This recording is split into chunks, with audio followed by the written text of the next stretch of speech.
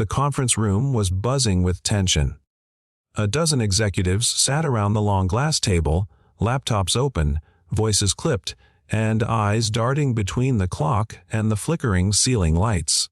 The company's international partners were due on a video call in less than an hour, and the lighting made the room look like a haunted house rather than the headquarters of a Fortune 500 firm. Where's maintenance?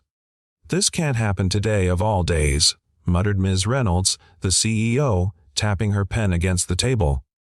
Just then, the door creaked open, and in walked a man in worn work boots and a navy blue jumpsuit. His toolbox rattled softly as he set it down. He looked younger than most imagined, though the shadows under his eyes told of sleepless nights. His name tag ready Daniel Carter. "Sorry for the delay," he said with a polite nod. "I'll have this fixed in a few minutes." Most barely acknowledged him, diving back into their presentations. To them, he was just the janitor, another face they passed in the halls without remembering. But as Daniel climbed the ladder and reached into the panel, his phone buzzed in his pocket. For a second, he hesitated, then pulled it out. A child's voice echoed faintly through the speaker, "Papa. Tu viens me chercher après l'école." The room fell silent. Every head turned. Daniel responded smoothly, tenderly, in fluent French. "Bien sûr, mon trésor. Papa sera tout à l'heure. Fais attention in class." He slipped the phone back into his pocket, unaware of the stunned eyes around him. Ms. Reynolds blinked. "You speak French?" she asked, breaking the silence. Daniel climbed down, wiping his hands. "Yes, ma'am. My daughter's been growing up bilingual. Her mother was French." The CEO leaned forward. That was flawless. "Have you studied formally?" He shrugged. "I studied literature in college, thought I'd travel the world one day. Life had other plans. My wife passed away 3 years ago, so I work nights and weekends just to keep things steady for my little girl." The executives exchanged surprised glances. There was something disarming about the quiet honesty in his tone. Minutes later, the lights steadied, the room now bright and professional. Daniel packed his tools, ready to slip away as quietly as he'd entered.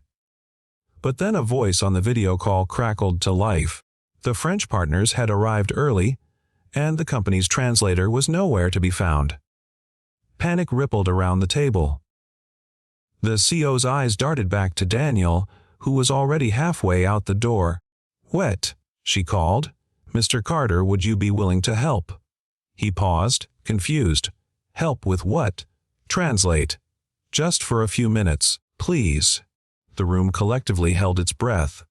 Daniel glanced at the floor, then back at the screen. He nodded slowly. "Of course." He stepped into the frame, shoulders squared, and began to speak. Smooth, confident, respectful. His French carried warmth that no textbook could teach. Within moments, the strained meeting transformed into a fluid, engaging conversation. The French partners smiled, laughed, leaned forward with genuine interest. For 20 minutes, Daniel bridged two worlds effortlessly. By the time the translator finally rushed in, the call was already wrapping up. Successful, lively, and promising.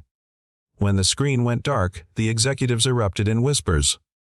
Ms. Reynolds rose from her chair, eyes fixed on Daniel. "You just saved a deal worth millions," she said, her voice low but full of awe. Daniel rubbed the back of his neck. "I only did what I could." But then the door burst open again. A little girl in a school uniform ran inside, clutching her backpack. "Papa?"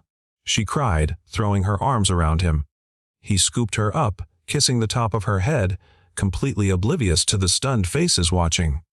The CEO's jaw tightened, then softened. She had seen countless professionals, polished and prepared, but none had left her speechless quite like the single father in work boots and a jumpsuit. And for the first time in a long while, the room full of executives remembered that greatness didn't always wear a suit.